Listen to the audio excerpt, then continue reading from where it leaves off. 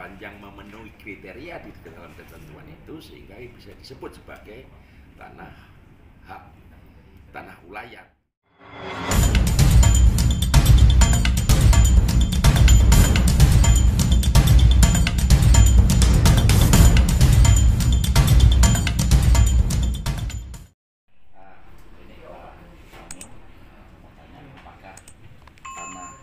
Wilayah adat atau tanah komunal ini wajib memiliki surat keterangan atau surat milik tanah.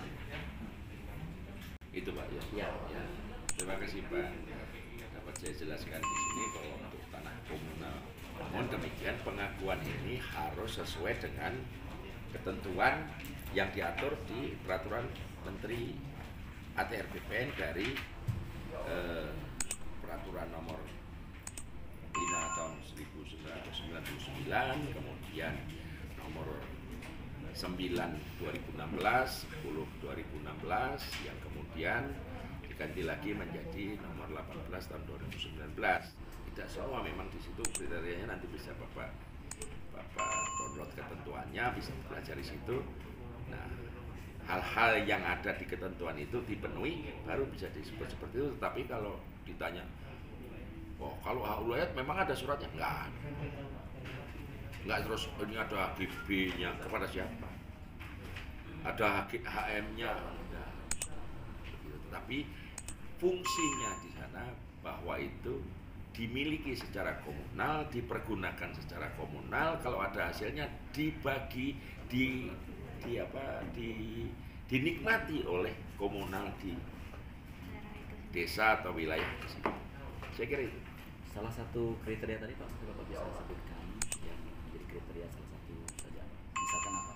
Salah satunya kalau itu ulayat itu tentu kalau saya ketentuan yang terakhir saya belum terlalu detail, tetapi yang saya tahu dia harus ada masyarakat adatnya terutama tanahnya dulu. Tanahnya pasti ada dulu. Masyarakatnya, adatnya ada, struktur adatnya ada dan masih berlangsung itu. Lalu dari masyarakat yang punya struktur, punya ketentuan adat, ini punya tanah, itulah yang disebut tanahnya disebut tanah ulayat untuk komunal, disebut tanah adat. Nah, kalau sekarang mungkin gampangannya tanah kas desa ya.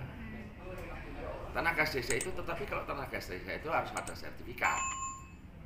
Kalau komunal tadi, ulayat tadi kan mengacunya kepada riwayat dulu ini dimiliki oleh turun-temurun desa itu dan sejak adanya desa itu. Tetapi kalau kas desa itu tanah yang tadinya tidak dimiliki oleh perorangan berada di desa itu ditetapkan menjadi tanah kas desa. Siapa yang boleh memiliki adalah desa. Nama sertifikatnya juga pemerintah desa apa yang melaksanakan, tentu kepala desa. Bisa digunakan, bisa. Hasilnya semata-mata dipakai untuk kepentingan satu desa itu. Terus kemudian misalnya, boleh nggak ke orang desa lain? Tidak boleh, memang hanya desa itu. Desa lain tentu punya tanah seperti itu. Jadi bisa dibayangkan, hanya beda kalau ulayat itu historis Pak.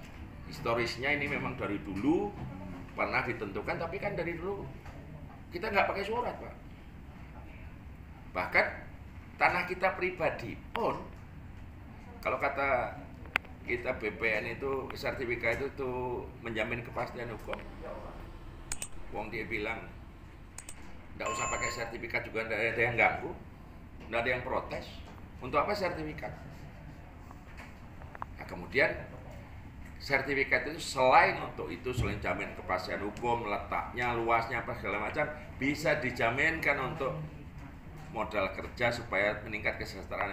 Aku punya duit, nggak perlu utang ke Pak, nggak masalah.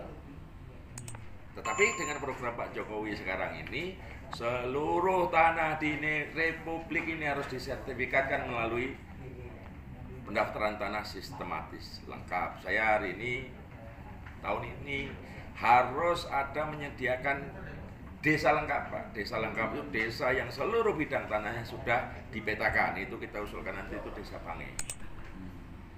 Nah di desa Pange itu ada luas tanahnya hampir 3.500 lebih hektar, tetapi 1.000 hektarnya di situ sudah ada lanut, Pak. Itu ada hak pakai nomor 1. Jadi saya lebih mudah mengambil datanya supaya itu menjadi lengkap. Kesulitannya hanya itu tadi, Pak, yang sehubungan dengan Pak Camatanya. Para kepala desa pun tidak hafal batasnya. Batas desamu mana, Pak Desa? Belum tahu juga ini, Pak. Ada yang batas desanya masih belum